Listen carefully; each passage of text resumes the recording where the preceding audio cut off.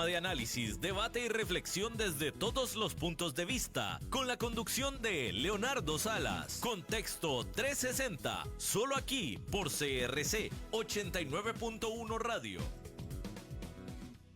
Muy buenas tardes, estimados amigos de Contexto 360, les saluda Leonardo Salas, pues en este inicio de temporada 2025, primer programa del año de Contexto 360, así que pues un saludo a todos ustedes, querida audiencia, la más cordial bienvenida a esta nueva temporada, en la cual estoy yo cumpliendo casualmente 2 años también de estar a cargo de este programa, así que pues un saludo para todos. Y pues que este 2025 venga cargado de oportunidades, de crecimiento y sobre todo de mucha salud para cada uno de ustedes. Gracias por seguirnos, por permitirnos entrar a sus hogares, lugares de trabajo. Un saludo a todos allá en cabina, don David Guerrero y todo el equipo de CRC 89.1 Radio. Estamos pues muy emocionados por lo que este año depara y como siempre aquí de lunes a viernes a las 4 de la tarde para compartir información, para escucharles también y por supuesto para desearles lo mejor en cada paso que den durante sus vidas en este año. Así que pues vamos empezando este 2025 y antes de mirar hacia adelante hagamos un repaso de lo que nos dejó brevemente el 2024, un año sin duda alguna lleno de muchísimas cosas, desde los Juegos Olímpicos de París 2024, que inclusive nos trajeron medallas para Costa Rica, también el panorama político de la elección presidencial en Estados Unidos marca mucho lo que es la atención internacional y la influencia que este país ejerce en la economía global. Y por supuesto que en el país tuvimos no solo muchas confrontaciones políticas, sino que además volvimos a tener un año cargado de accidentes, de muertes. Sigue siendo el 2024 el segundo más sangriento de toda la historia del país, con muchas críticas también a la labor de la Caja Costarricense del Seguro Social. Tuvimos en el 2024 también elecciones municipales. Hace un año estábamos ya con problemas de abastecimiento de agua. Y en lo que empezamos el 2025, pues aunque somos optimistas, pero se asoman retos importantes, eh, que por cierto, debo decir, eh, lamentables, varios de ellos, con los accidentes de tránsito que hemos visto. Y desde acá, pues, nuestras condolencias a todos los familiares de los que fallecieron en los accidentes de tránsito que hemos visto en estos días. Y por otro lado, el tema de los homicidios y de la Costa Rica tan sangrienta, pues ahí sigue estando. Del domingo a la mañana de este lunes hubo 4 asesinatos. Así de trágico está esto. Y pues bueno, también internacionalmente siguen los conflictos allá en Medio Oriente, en toda la zona, pues que hemos tenido ya por varios meses en conflicto armado. Inicia también Estados Unidos con la llegada de Donald Trump al poder el próximo lunes, de hoy en 8. Les aviso que de una vez que vamos a tener un programa especial sobre las elecciones, o más bien sobre la llegada de Trump al poder y qué se podría esperar, qué se vislumbra. Pero también Estados Unidos ha dado de qué hablar en estos días por el incendio en Los Ángeles, que ha provocado cientos de miles de evacuados y que además nos pone en la alarma de la urgencia de reforzar la prevención de desastres y sobre todo de la discusión de las políticas energéticas, del cambio climático, que sin duda alguna tiene buena parte de responsabilidad en esto que estamos viendo. Y a manera de reflexión también en este inicio de año 2025, para el caso de Costa Rica, pues el panorama político se presenta cada vez más convulso. La designación también de la cuestionada expresidenta de la Caja como nueva ministra de Planificación ha encendido alarmas en muchos sectores, incluyendo el mismo Colegio de Profesionales en Ciencias Económicas, que señala no solo su inexistente formación en el área de ciencias económicas encargadas del tema de planificación, sino que además su escasa experiencia en esta área. Y mientras tanto, siguen pululando, germinando las precandidaturas y adicionalmente también evidentes actos de beligerancia política por parte de varias autoridades públicas, y esto sin duda alguna acrecienta la incertidumbre de cara a los comicios venideros en febrero 2026. Suena largo, pero no, ya estamos ahí. Este año ya empezó a calentar muy pronto en estos temas. Y pues también en medio de este ambiente cobra relevancia la controversia que estamos viendo en torno a las polémicas vallas que han aparecido recientemente, donde se señala directamente a las cabezas, figuras de ciertos poderes del Estado y ha generado fuertes reacciones, tal como reportan algunos medios independientes. Algunas voces han calificado estas vallas como un ataque a la democracia y se abre así un nuevo foco de discusión sobre los límites entre lo que es la crítica legítima, lo que es la propaganda y además lo que es la responsabilidad de las instituciones y de los actores políticos en la comunicación con la ciudadanía. A esta interrogante también se ha sumado la posible renuncia del presidente Chávez y si requiere autorización de la Asamblea Legislativa o no para renunciar a la presidencia. Hay muchas interpretaciones legales que han surgido sobre si el mandatario desea renunciar, desea dimitir, si debe contar con el beneplácito del Poder Legislativo o no. Y adicionalmente, otras lecturas también desde el punto de vista constitucional apuntan a que la renuncia podría formalizarse unilateralmente y luego ratificarse por la Asamblea. En fin, hay disparidad de criterios y que tienen en vilo la discusión pública sobre este tema. Vamos a estar pendientes de eso también.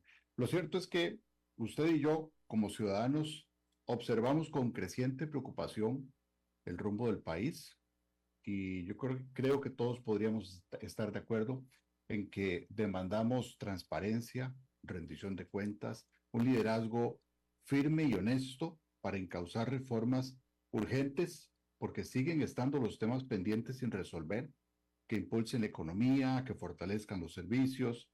Así que pues el nuevo año que arranca con un pulso político tan intenso, donde hay voces críticas y un escrutinio constante, pues va a ser determinante de lo que se vislumbre en este 2025. Y aquí en Contexto 360, pues mantendremos el ojo puesto en el desarrollo de estos acontecimientos, analizando con rigurosidad y sentido crítico las decisiones que forjen el presente y el futuro de Costa Rica. En algunas noticias importantes que han sucedido en las últimas horas, la Sujeval ordenó a Transcomer la inscripción de sus productos, pues esta superintendencia determinó precisamente que son valores que deben estar debidamente registrados y le dio un plazo a febrero 24, es decir, poco más de un mes le dio a Transcomer para hacer este trámite de acuerdo a lo que le ordenó la Sujeval. Y por otro lado, se informa también que se ha condenado al exdiputado Avelino Esquivel y a su esposa a varios años de prisión, a 6 y 5 años respectivamente, por exigirle, recordarán ustedes este caso del 2017, 2018, por haberle exigido a empleados suyos en la Asamblea Legislativa una parte de sus salarios.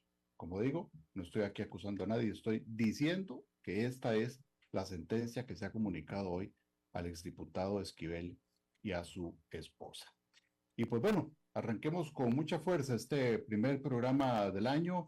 Les invito a que se queden con nosotros. Vamos a estar hablando ya en breves minutos sobre el contexto económico, las perspectivas económicas 2025.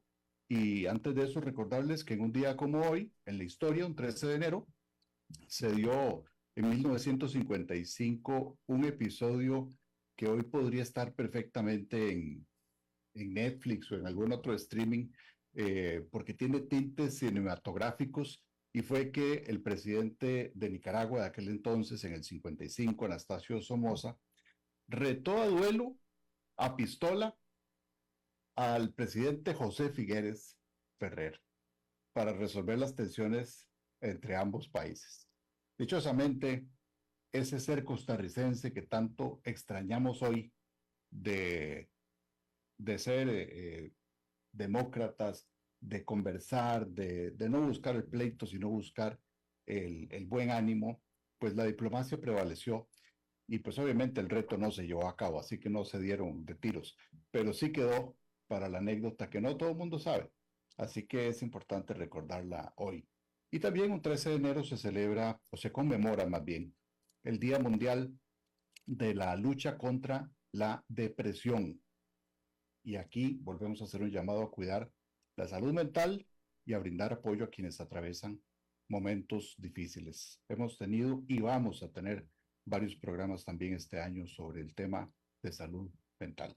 Así que bueno, un poquito de todo para iniciar 2025, historia, exploración, llamado conciencia, en fin, manténganse aquí en Contexto 360 en CRC 89.1 Radio y vamos a iniciar precisamente dándole el recibimiento a Berta Mora, destacada economista, analista también de este tipo de situaciones económicas y también amiga del programa. Berta, es un gusto inaugurar la temporada 2025 de Contexto 360, pues con vos, así que pues muy bienvenida.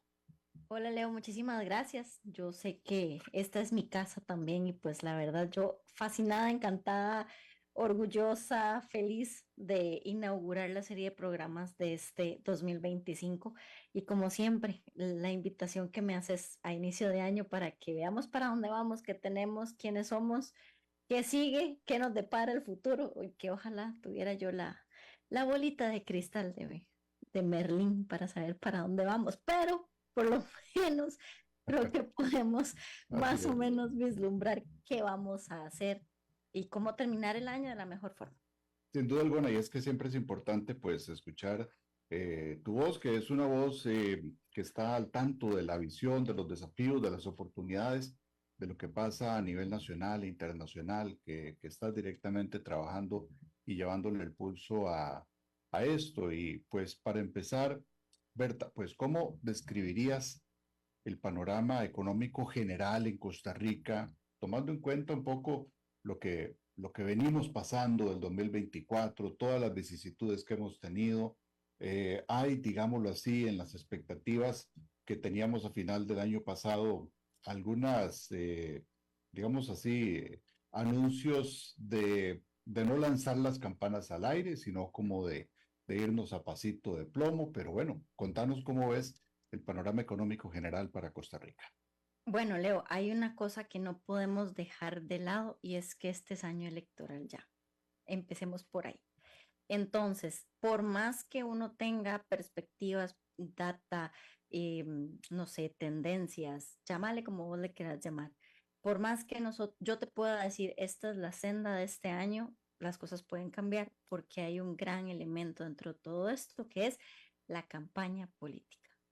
Y con esta campaña política a lo que me refiero es cuál va a ser el ton y el son que van a llevar los diferentes partidos políticos, porque ya empezamos a escuchar de las pre-campañas, de los precandidatos, de las postulaciones, y hay algunas que sorprenden, otras que de pronto se vuelven comunes dentro del haber político y como siempre, bueno, ¿quiénes son los que van a surgir dentro de este mar de candidatos? ¿Quiénes son los que se van a posicionar en los primeros lugares? Para así tal vez terminar de darle una senda a lo que va a ocurrir, ¿no? Durante el resto del año, sobre todo en la segunda mitad del año, viendo o a cara de lo que sería el 2026, ya con el tema del nuevo presidente, ¿no? Presidente que Claro. quede. Ahora, Y te agrego dos elementos ahí, Berta, nada más para cerrar este marco político que estás planteando muy, muy adecuado para lo que venga en el tema económico. Y es que hay dos momentos claves a nivel de posibles movimientos en el gobierno o de salidas. Y una es este mes de enero, que podría haber salidas en el caso de algunas aspiraciones, pero hay otro momento que es justamente a mitad de año, que es lo que estabas diciendo, donde ya se vence ese plazo para que algunos de los que estén ocupando puestos a nivel de autoridades políticas del gobierno pudieran optar por alguna diputación o algo similar. Entonces son momentos clave que van a afectar sin duda el vaivén de las decisiones en este mundo económico. Claro, porque al final de cuentas nosotros, al ser una economía tan abierta como la que tenemos en Costa Rica, lo cual no está mal, y en eso siempre recalco, no está mal ser un país abierto a la economía mundial porque esto nos abre un montón de posibilidades, sobre todo para la inversión extranjera directa, pero a su vez lo que pasa en la contienda política influye directamente sobre lo que puede ocasionar, sobre todo en temas de inversión extranjera directa.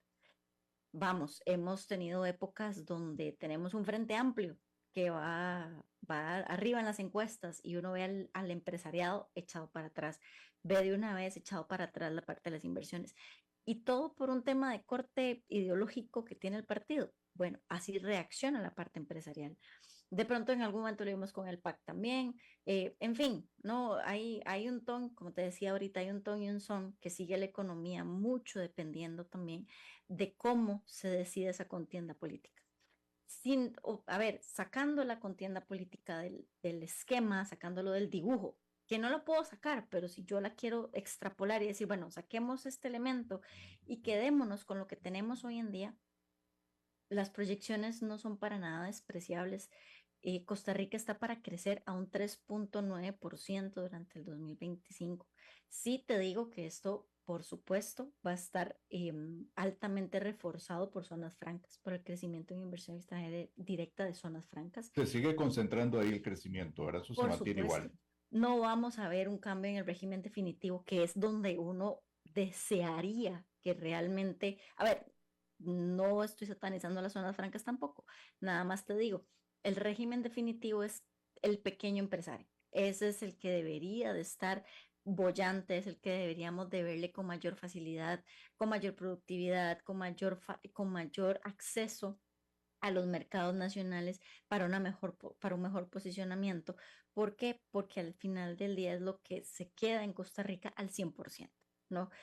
Entonces, Y la mayoría son precisamente pequeños y medianos empresarios del país, son la mayoría de lo que es la actividad económica de nuestro país. Entonces también uno podría pensar, bueno, y el empleo también podría haberse beneficiado un poco si le va bien al régimen definitivo. por supuesto que sí, porque al final puedes crear encadenamientos hacia abajo, ¿no? O sea, todos estos encadenamientos que en algún momento escuchamos tanto a Comex y a Procomer hablar de que había que tener a las zonas francas y que todo lo que las zonas francas tuviesen necesidad de insumos que nosotros se las generáramos como país para generar todos esos encadenamientos hacia abajo y hacia la economía. De pronto se han visto en algunos sectores, no en todos, ¿verdad? Pero eso también responde a una especialización que tienen las empresas de zonas francas. Pero de nuevo, crecer a un 3.9% no es para nada despreciable, para Y en nada. el contexto latinoamericano es bastante positivo. Es lo que te iba a decir, porque en América Latina y el Caribe se crece al 2.5%. Y estamos hablando de que yo voy a crecer, sobre todo en diferentes servicios que le siguen dando este dinamismo a la economía. Vamos, si las zonas francas ¿en qué sectores? Nos seguiremos posicionando como grandes atraedores de empresas de servicios de dispositivos médicos, sí, pero sobre todo hay un sector que viene en buen tico a reventar el país, que va a ser los semiconductores, la industria de los semiconductores. Y esto responde a una realidad internacional o a una realidad de la región. Y es que para traer semiconductores solo hay 3 países en América Latina que tienen el potencial para ello. México, Panamá y Costa Rica. Cuando yo desgloso estos 3 países, de pronto me voy a dar cuenta que Costa Rica sobre ambos tiene beneficios interesantes. México porque no tiene la capacidad instalada para levantar, naves industriales para la generación de semiconductores. Se queda corto muchas veces en materia prima, dígase en capital humano. Okay, no, se quedan cortos los mexicanos en eso, pero de una u otra forma pueden responder con mayor rapidez que Costa Rica.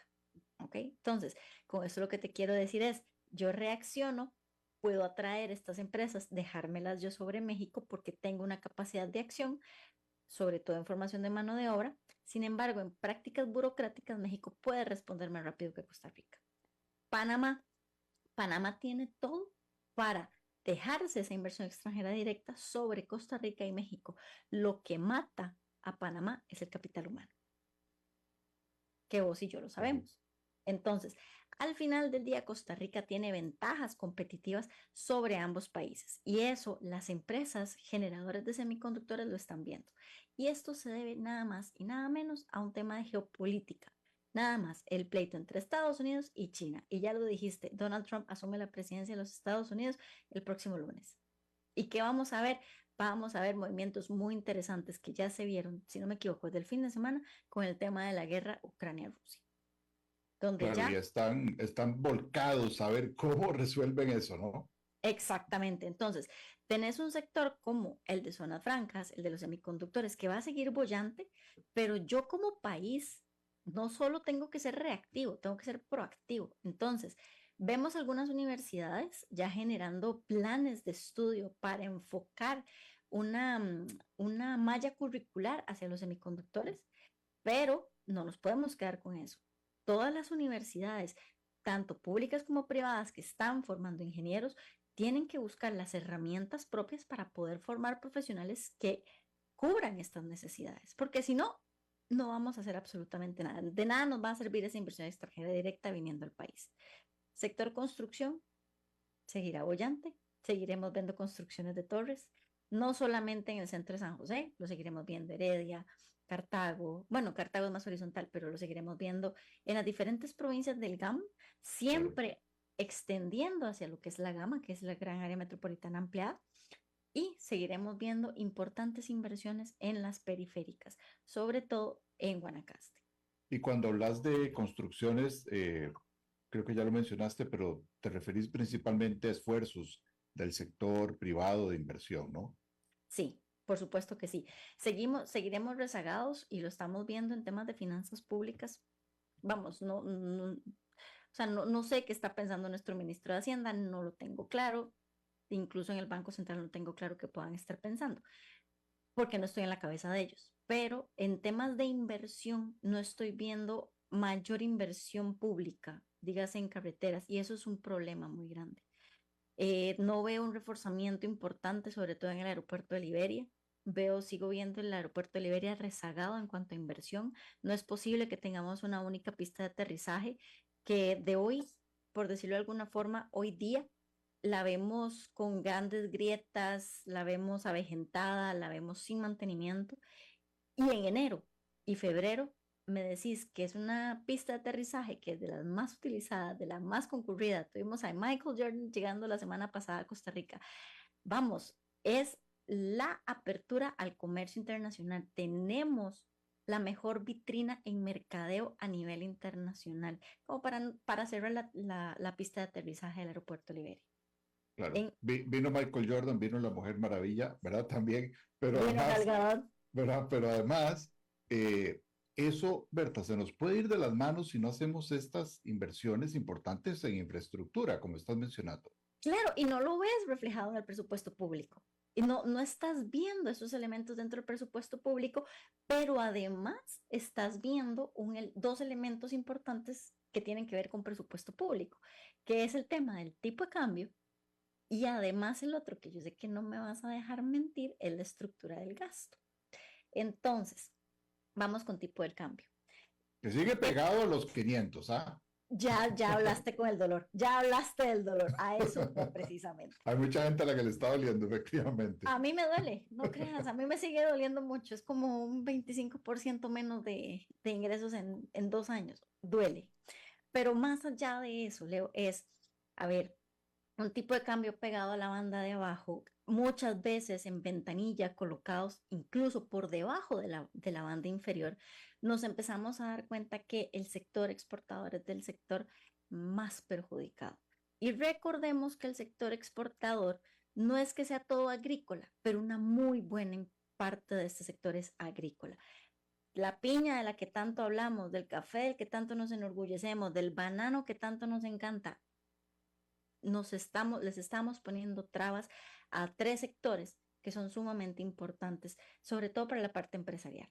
Entonces, no solo en ellos empezamos a ver un problema, sino además de eso en los demás sectores de la economía. ¿Por qué? Porque al haber sido o al ser una economía tan abierta al comercio exterior, dependemos de qué? De los dólares.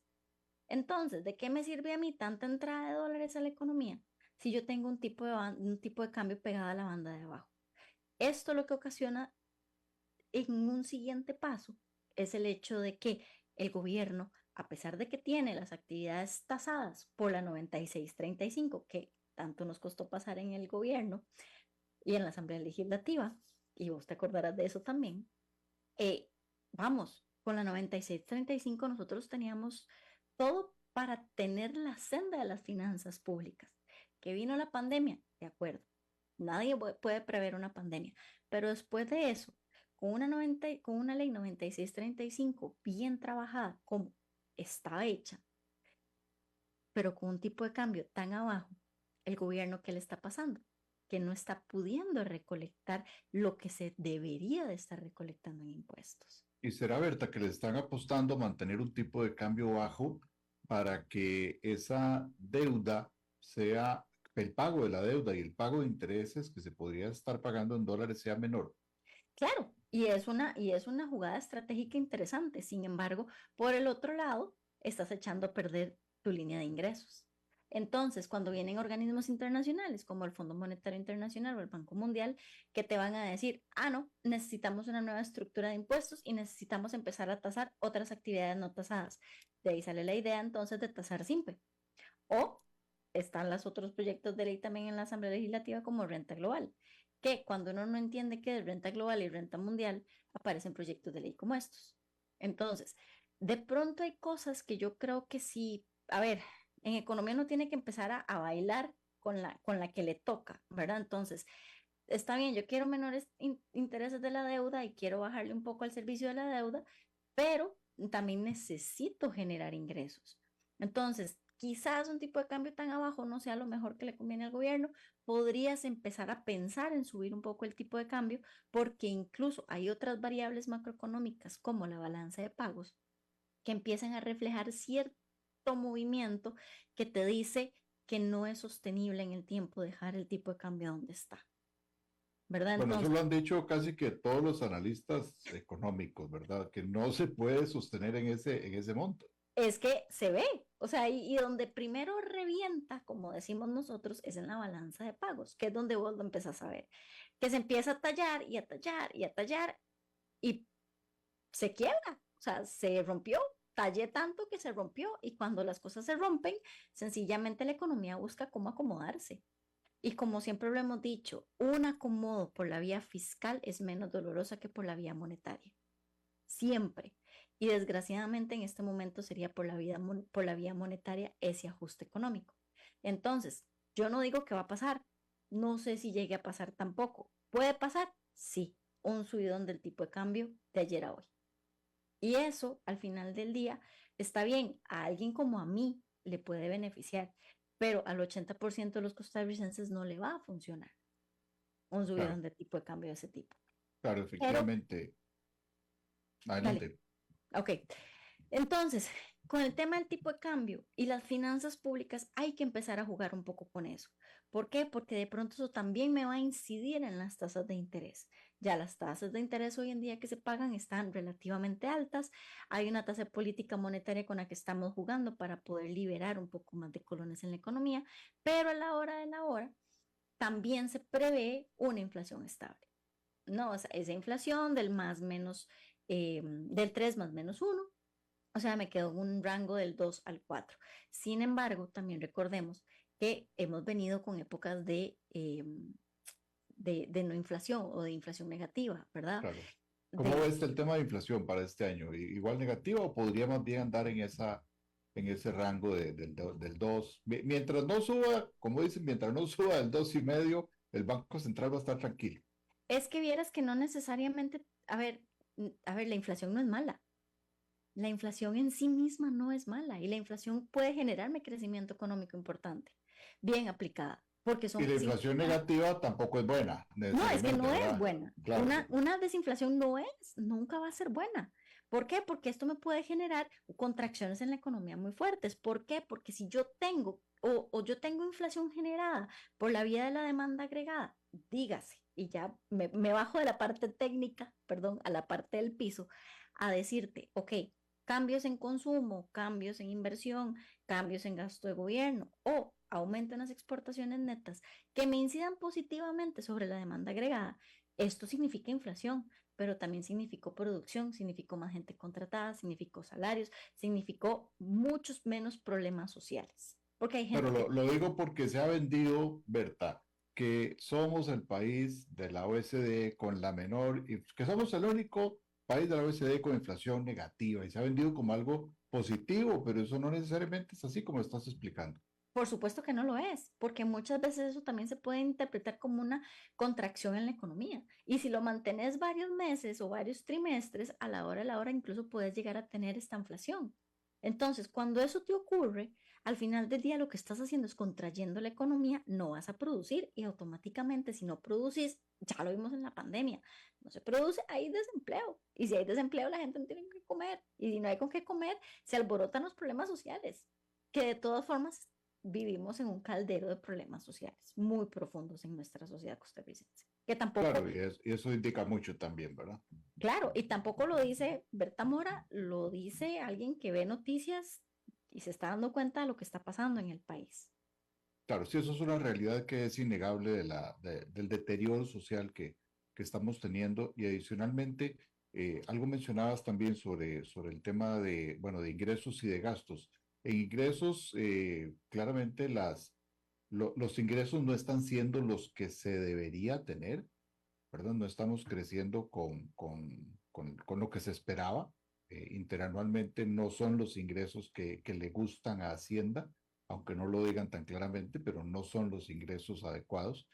Y por otro lado tenemos el tema de los gastos con la menor inversión social que hemos tenido en los últimos años en varios rubros, ¿verdad? Destacándose el tema de educación, que hasta la Sala Constitucional ya se pronunció al respecto. Es inédito haber visto a un ministro de Hacienda el año pasado decir, ¿saben qué? Yo no puedo negociar el presupuesto de la República, ustedes diputados encárguense de esto y la responsabilidad es de ustedes. Leo, yo tengo 37 años de vida, muy interesada siempre en el tema de la Asamblea Legislativa desde muy niña. He seguido los presupuestos públicos desde antes de tan siquiera sentarme a estudiar economía y para mí fue inédito y fue realmente preocupante de ver a un ministro de Hacienda que se eche para atrás en la negociación de un presupuesto cuando uno ha estado ahí, cuando uno ha visto lo rudo y lo duro que es cuando las instituciones llegan y le dicen al ministro de Hacienda, ocupo plata y el ministro de Hacienda les ha dicho, no tengo y no tengo dónde sacarla para dártela.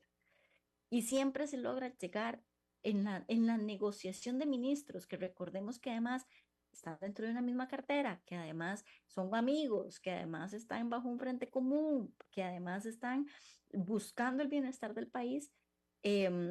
Vimos a un ministro de Hacienda decir, diputados, encárguense ustedes, negocien ustedes y a ustedes les toca. Y qué rico ejercicio, porque no voy a decir que no lo fue, qué rico ejercicio para la Comisión de Hacendarios. Delicioso ese ejercicio, pero no les corresponde. No, hay un ejercicio de funciones que se dejó de hacer en ese momento. Claro, ese abandono de De sentarse a funciones. decir un presupuesto es eso, es negar la función que le corresponde al Ejecutivo y sí, es Claro, algo inédito, ¿verdad? Coincido con lo que estás mencionando. claro. Entonces esto, de pronto entonces, de los diputados, y no en su ignorancia, porque no es ignorancia, hay un mandato constitucional en diferentes rubros, el de educación es uno de ellos. Tengo que darles el 8% del PIB.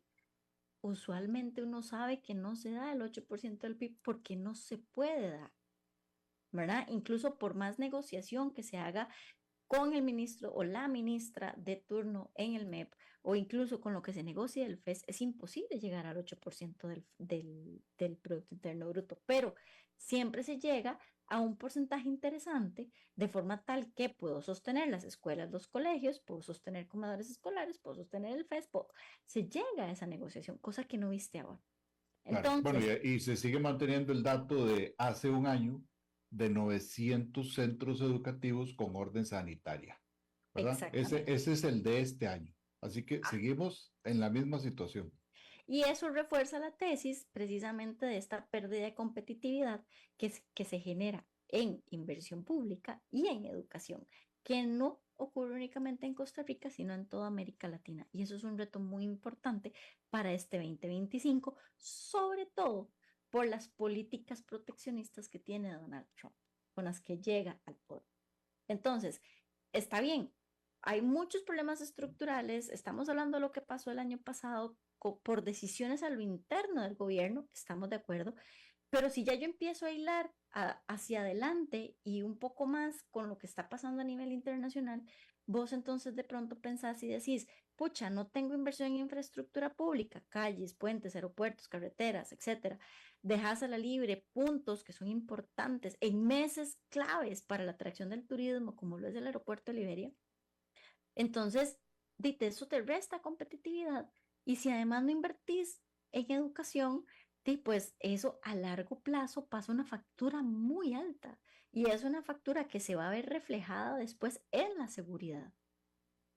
Claro, y eso sí puede afectar un clima de negocios, porque ya mencionabas, bueno, de un crecimiento que se espera para Costa Rica de 3,9%, Ujú. lo cual está muy bien, pero podríamos, como ya hemos dicho anteriormente, podríamos echar por la borda eso si a largo plazo y mediano plazo, si no tenemos la infraestructura que acompañe ese crecimiento y las personas con la formación y el potencial en educación para acompañar también esas buenas expectativas. Es que podemos echarlo a perder también.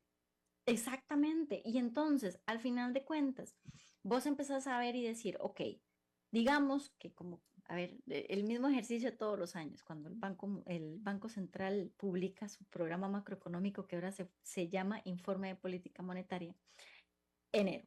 O sea, de aquí a unos 15 días ya tenemos que saber qué es lo que nos dice el Banco Central que va a pasar. Perfecto. Entonces, ahí uno esperaría ver pesos y contrapesos a nivel internacional, crisis económica, guerras, etcétera, tomas de posición de Trump, etcétera. Ok, muy bien. Pero, ¿y entonces qué voy a hacer yo a nivel nacional para hacerle contraparte a todo esto? Desde un nivel de empresarial, de los empresarios, pues. ¿Qué voy a hacer yo ahí? ¿No? Una de las mejores herramientas que tenemos para generar inversión en infraestructura y que yo sé que no me vas a dejar mentir son las asociaciones público-privadas. Por más que las hemos satanizado a lo largo de los años y a lo largo de los gobiernos, no digo que sino de muchos años para atrás hacia acá, em, y ciertamente hay asociaciones público-privadas muy exitosas, como lo es AERIS con el gobierno de Costa Rica y el manejo del aeropuerto Juan Santa María, como otras un poco más caóticas, digamos, como las carreteras Bueno, y también los hay unas caóticas, pero otro ejemplo positivo que te doy también y a la audiencia es, por ejemplo, lo del Centro Nacional de Convenciones, ¿verdad? Que está en manos de un administrador privado Ujú. y también tiene excelentes resultados. Y que a pesar que tiene una ubicación muy poco útil, pero digamos que el centro de convenciones sí es un buen ejemplo. Yo lo Claro, hubiera puesto en otro lado, con mejores en accesos, otro lugar. Bueno, hotel. pero ya está ahí. Sí, sí, por eso te digo, o sea, mi tema está con la ubicación, pero de ahí en fuera Claro. todo bien. Ahora, interesante, algo que ocurre y que empieza, algo que se da a partir de enero de este año, que es la liberalización con el Tratado de Libre Comercio, el CAFTA, de Estados Unidos con la región centroamericana, y es, por ejemplo, la liberalización de aranceles de ciertos productos que se llaman sensibles, como es el tema de los lácteos, ¿verdad? Claro. Los Eh, sensibles se dejaron para más largo plazo. Recordarán nuestra audiencia cuando se dio todo el tema de la aprobación del TLC, ¿no? exacto, y ya ese largo plazo se cumplió, y se Ya cumplió el llegó, ya 25, llegó ya llegó. el tiempo. Ya llegó el lobo, entonces Así es como, es. bueno, ¿y qué hicimos? ¿Verdad? Y vemos a una cooperativa altamente preocupada precisamente por lo que va a pasar, por la calidad de los productos que van a ingresar al país. Sin embargo, yo esto no lo tomo como un tema de preocupación, lo sigo tomando como un tema de estrategia, como un tema de ganarle terreno y ganar experiencia. ¿A qué me refiero con esto?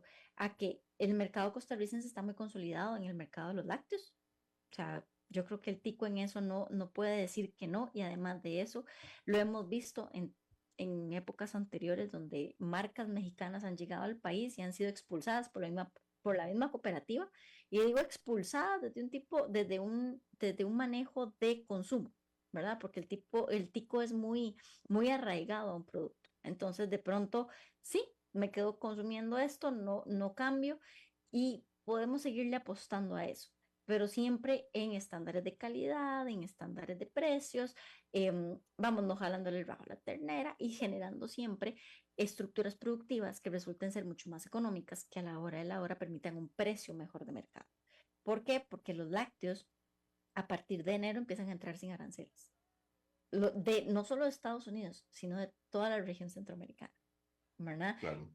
Igual aplicará para los productos ticos que se exportan, ¿no? Y hay una ventana lo suficientemente amplia para que ahora sí la cooperativa exporte productos lácteos, que habrá que ver qué tan rentable es al final del día, llevarlos a un mercado como los Estados Unidos y competir a un precio mejor. Que ya de por sí los encontrás, sobre todo en estados donde la colonia tica es muy grande, o sea, ya encontrás más productos ticos, pero abre la posibilidad de mayor apertura a estos mercados. Y además lo que hemos visto es una cooperativa que se ha renovado, sobre todo en marcas, y se ha diversificado en productos, ¿verdad? Entonces, eso también se vuelve un tema importante. ¿Por qué? Porque coincide con un impacto sobre el consumo de los hogares, ¿verdad? Consumo de los hogares que, si lo analizamos por medio de la estructura del Producto Interno Bruto, termina siendo uno de los componentes más importantes, y que a la hora de la hora, digamos que ceteris paribus, o sea, mantenemos todo exactamente igual, a la hora de la hora uno no esperaría durante el 2025 cambios abruptos sobre el tema de las materias primas importadas, ¿verdad? No me estoy metiendo con el tema del petróleo, eso es un caso aparte, eso lo manejamos totalmente distinto, pero el tema de tener materias primas a nivel mundial con precios estables, al final de cuentas, esto favorece el consumo de los hogares, ¿verdad? Que aunado a la geopolítica, lo que estamos viendo, eh, Costa Rica de una u otra forma sigue siendo un país sumamente neutral, donde inversión extranjera estadounidense puede entrar al país, los chinos pueden llegar al país también, seguimos siendo un país neutral, ¿no? Entonces, de una u otra forma, y además con una ubicación sumamente importante, lo cual nos pone en ese eje y en ese ojo de un vaivén geopolítico. Claro, que sin duda alguna pues plantea retos y hay que saberse preparar precisamente para esos retos. Quiero aprovechar para saludar a varios de nuestros oyentes que hoy retoman sintonía con nosotros y se lo agradecemos mucho a Gilda Núñez, a Daniel Solano, a Josué Cascante, a Nid Carvajal, a don José Villalobos, a don Coco Vindas, en fin, fieles oyentes que han estado siempre con nosotros y que hoy nos envían algunos saludos precisamente por estar retomando este año 2025 y aquí en Contexto 360, viendo perspectivas económicas. Bertie, precisamente alguna gente se pregunta, bueno, ¿cómo pinta este año para temas? Ya nos hablaste del tema de tecnología, por ejemplo, en los semiconductores, pero ¿cómo podríamos esperar el tema del turismo, de la agricultura para el país? Temas que le preocupan a la gente, de los precios que hablábamos, de empleo también. ¿Qué perspectivas se podrían hacer con la bolita de Merlín para este enero de 2025 de lo que viene? Bueno, esperemos que la bolita me sirva como para pegarme la lotería en algún momento del año, ¿verdad? Claro. Y poder, ¿verdad? Poder generar inversión también. Mira, eh, algo importante.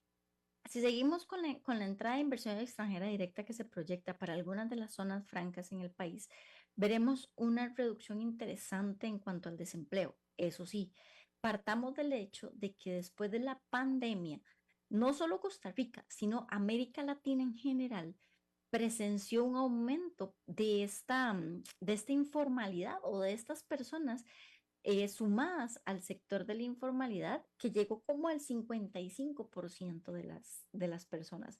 Dígase aquella persona que se puso a hacer empanadas y las vendió en la calle porque necesitaba sostenerse, o esta persona que se puso a hacer Uber, o se puso a trabajar en otras plataformas que no necesariamente estaban tasadas, donde no necesariamente se les daba una trazabilidad y que la gente se quedó muy tranquila, ¿no? O estas personas que de pronto tienen su visa americana al día y se fueron a Estados Unidos y traen el montón de cositas para vender y las venden en el mercado informal sin generar ningún tipo de factura y donde el fisco, donde todo se transa en dinero y el fisco no se dio absolutamente cuenta de nada, ¿verdad? Entonces, es interesante el punto de la informalidad y habrá que ver si la gente que está en la informalidad quisiera salir de ahí para para emplearse en la formalidad, ¿no? Si no, lo que vamos a seguir viendo son empresas transnacionales que llegan al país que de una u otra forma se siguen